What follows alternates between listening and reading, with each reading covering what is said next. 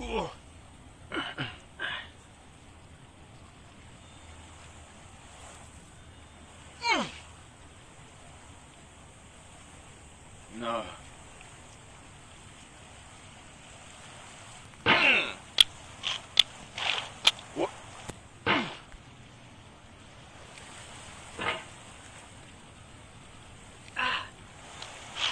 There's no feeling more intense than starting over.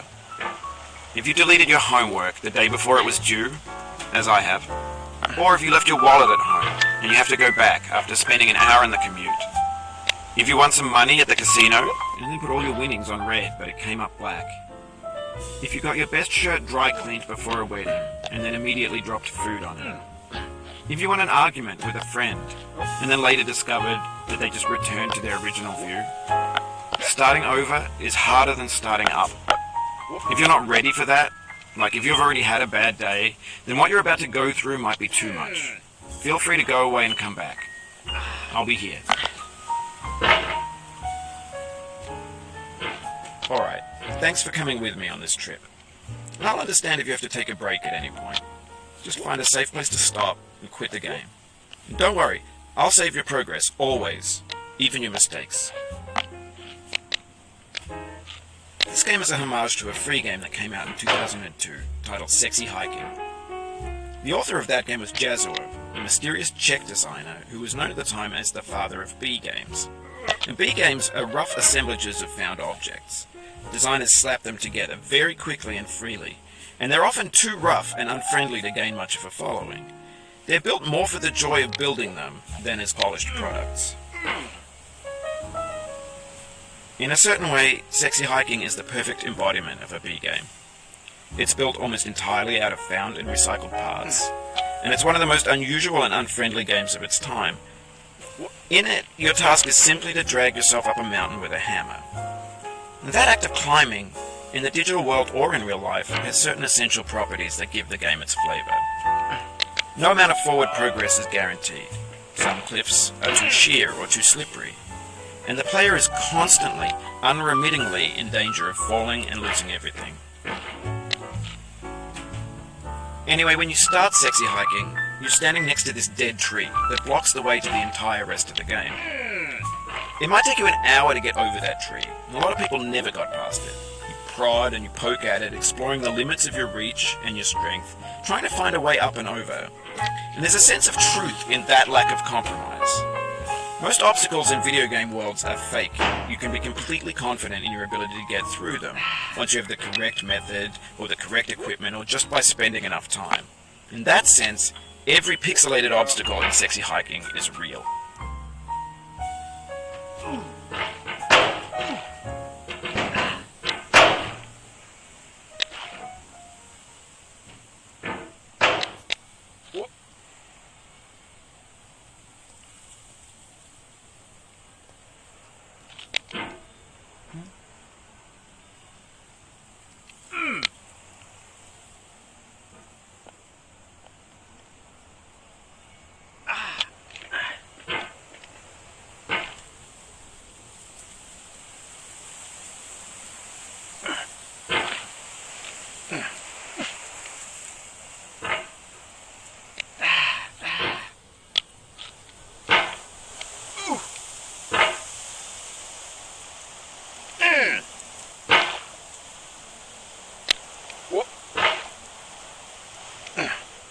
The obstacles in Sexy Hiking are unyielding, and that makes the game uniquely frustrating. But I'm not sure Jazzuo intended to make a frustrating game. The frustration is just essential to the act of climbing, and it's authentic to the process of building a game about climbing. A funny thing happened to me as I was building this mountain. I'd have an idea for a new obstacle, and I'd build it, test it, and it would usually turn out to be unreasonably hard. But I couldn't bring myself to make it easier. It already felt like my inability to get past a new obstacle was my fault, as a player rather than as a builder. Imaginary mountains build themselves from our efforts to climb them, and it's our repeated attempts to reach the summit that turns those mountains into something real.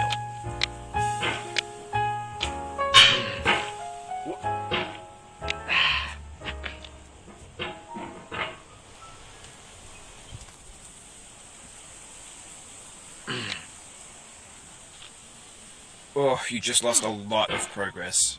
That's a deep frustration, a real punch in the gut.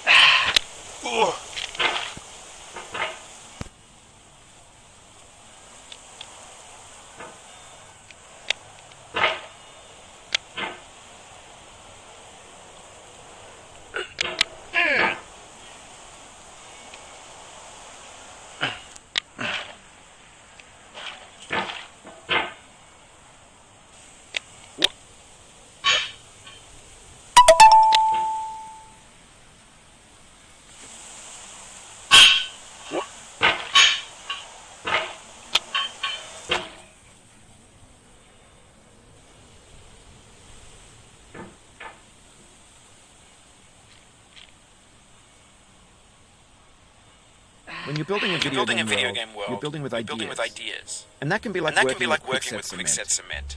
You mold your ideas into a certain shape that can be played with. And in the process of playing with them, they begin to harden and set until they're immutable, like rock. And at that point, you can't change the world. Not without breaking it into pieces and starting fresh with new ideas.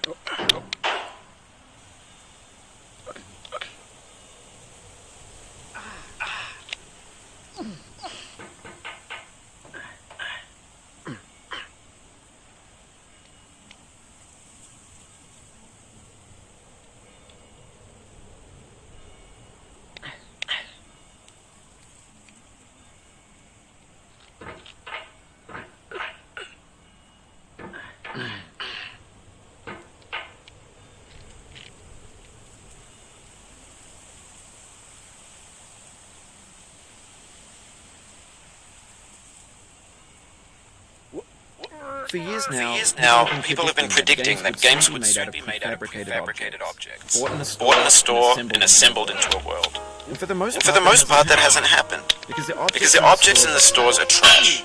I don't mean they look bad or that they're badly made, although a lot of them are. I mean they're trash in the way that food becomes trash as soon as you put it in the sink. Things are made to be consumed and used in a certain context. And once the moment is gone, they transform into garbage. In the context of technology, those moments pass by in seconds.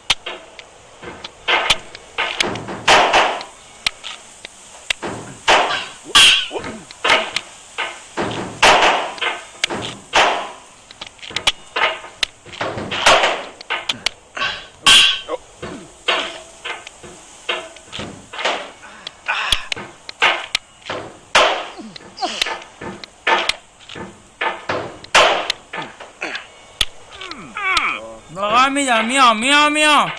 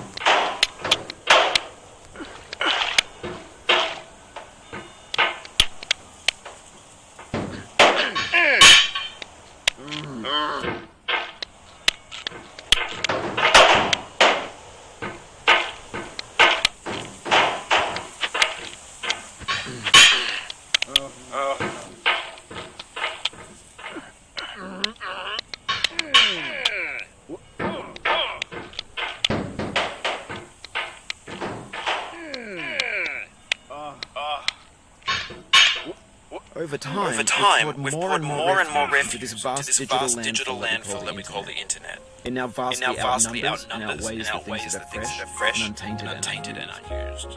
When everything around us is cultural trash becomes the new medium, the lingua franca of the digital age. You could build culture out of trash. But only trash culture. Be games, be movies, be music, be philosophy.